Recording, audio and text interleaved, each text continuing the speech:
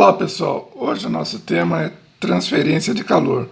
Vou pedir para vocês que se inscrevam no nosso canal Prisma Personal Teacher, curtam os nossos vídeos e cliquem no sininho para receber as novidades. Hoje o nosso tema, transferência de calor.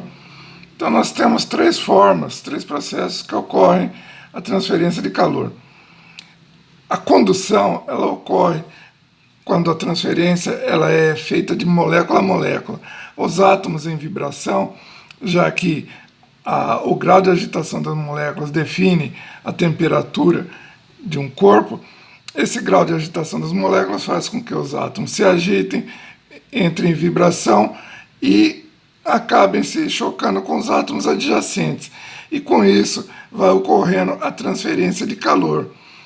Ou então, quando um elétron ele se move de um átomo para o outro, no caso da corrente elétrica. Por isso que toda vez que nós temos uma circulação de corrente elétrica, nós temos uma dissipação de calor entre seus componentes envolvidos naquele circuito.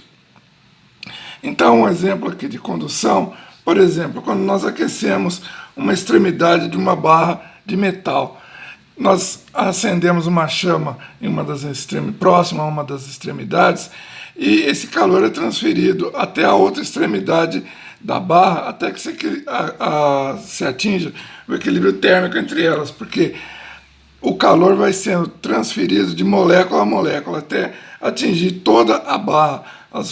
Os átomos das moléculas vão se agitando, vão se chocando uns com os outros até que atinja a barra inteira. O outro processo é a convecção. Ela ocorre em fluidos líquidos ou gasosos. Quando nós temos uma diferença de densidade, nós temos uma corrente quente e fria. E essa diferença de densidade faz com que as correntes frias desçam e as quentes subam.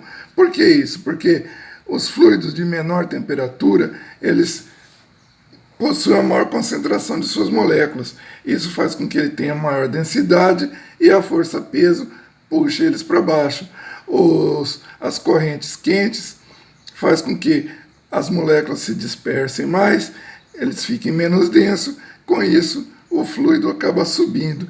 E com isso nós temos uma transferência de calor. Esse é o processo de convecção. O exemplo mais clássico que acontece isso é em um refrigerador. O ar quente tende a subir e o ar frio tende a descer. O ar-condicionado também é outro exemplo clássico. Ele joga o ar frio para baixo para refrescar o ambiente e puxa todo o ar quente todo para cima. E esse ar quente acaba saindo pela parte de trás do aparelho.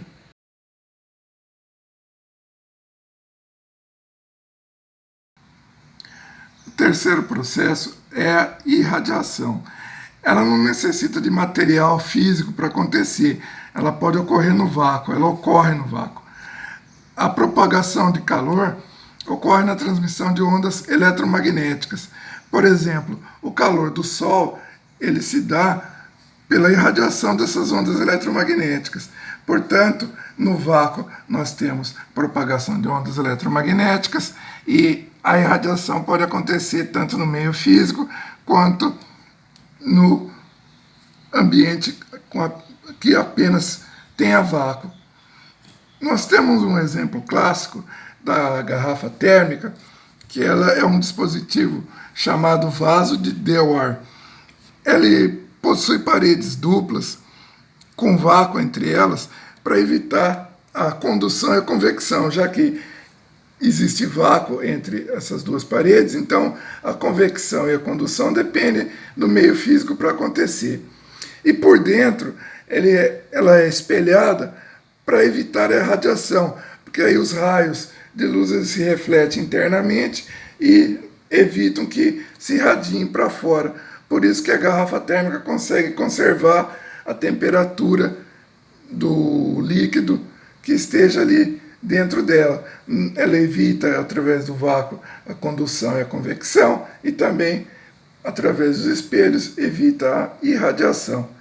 Vamos agora para um exercício prático. O nosso exercício ele foi extraído de uma prova da PUC no Rio Grande do Sul. Ele diz o seguinte: no inverno usamos roupas de lã baseados no fato de a lã. Aí nós temos 5 alternativas. Baseados no fato da lã ser uma fonte de calor, é o item A. O item B, ser um bom absorvente de calor.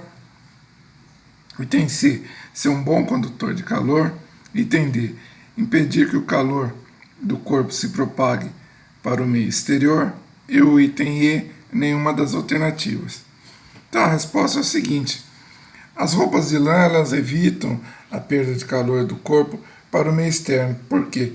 Porque na confecção da lã nós vemos que existem aqueles furinhos, espaços internos, em todo a roupa de lã em si.